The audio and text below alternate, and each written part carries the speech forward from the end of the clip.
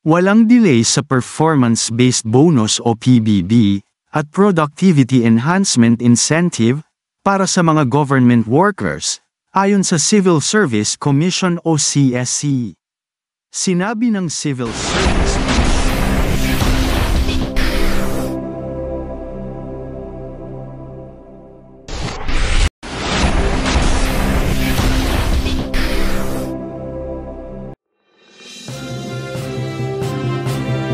Magandang araw po sa lahat.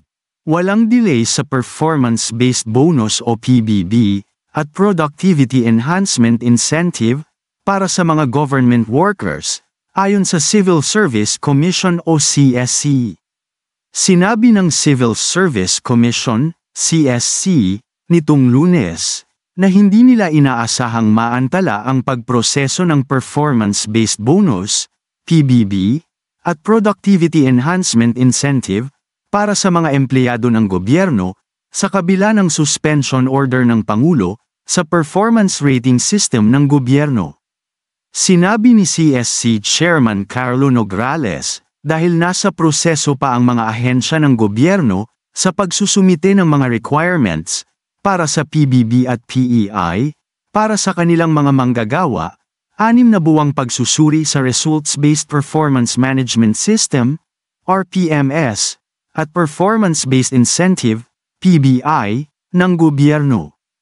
Ang system ay magiging sapat na oras para sa mga pinahusay na alituntunin.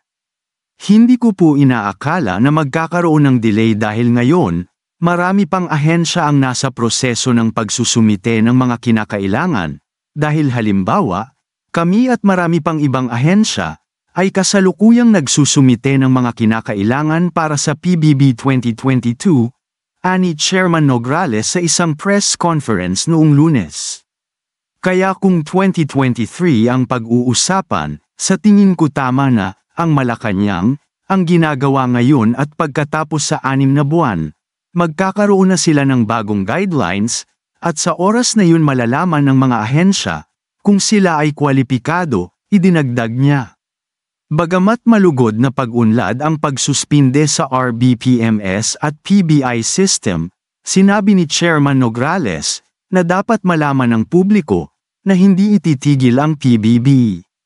Nire-review lang nila ito para ma-finalize ang mga parameters, siguraduhing walang redundancies, streamline the process itself, sabi niya. Hinimok din ni Chair Nograles ang mga ahensya at tanggapan ng gobyerno na may mga alalahanin tungkol sa proseso na magsalita dahil ang kasalukuyang pagsusuri ng sistema ng insentibo sa performance ng gobyerno ay mangangailangan ng feedback. Nauna nang naglabas si President Marcos ng Executive Order 61 na nagsuspinde sa pagpapatupad ng Administrative Order No. 25, Series of 2011, at Executive Order No. 80, Series of 2012, at lahat ng iba pang nauugnay na issuance, habang nakabinbin ang pagsusuri ng RBPMS at PBI system. Sa pagpuna kung paano ang RBPMS at PBI system ay naging duplikado at kalabisan sa panloob at panlabas na pagganap ng audit at mga sistema ng pagsusuri, ang EO61, ay naglalayong pagtugmain ang RBPMS at PBI system at ihanay ito sa kadalian ng paggawa ng mga inisyatiba sa negosyo at mga internasyonal na pamantayan. Ang EO ay nag-utos ng paglikha ng isang Technical Working Group, TWG, para sa pagsusuri ng RBPMS at PBI system na magsasama-sama, mag-streamline at ihanay ang bagong sistema ng pamamahala ng pagganap ng gobyerno sa internal audit program ng gobyerno at mga aktibidad alinsunod sa mga umiiral na batas at mga issue. Ang TWG ay magsusumite ng isang komprehensibong ulat sa mga natuklasan nito, kasama ang mga rekomendasyon nito sa Office of the President sa pamamagitan ng Office of the Executive Secretary sa loob ng hindi hihigit sa 6 na buwan mula sa bisa ng kautusan. Inatasan din ng TWG na magsumite ng transition plan para sa grant ng PBB para sa fiscal year 2023 sa loob ng 3 buwan, mula sa bisa ng utos. Kung meron man kayong mga komento tungkol sa mga isyong ito, maaari kayong magbigay ng mga reaksyon sa comment section na makikita sa ibaba ng bidyong ito.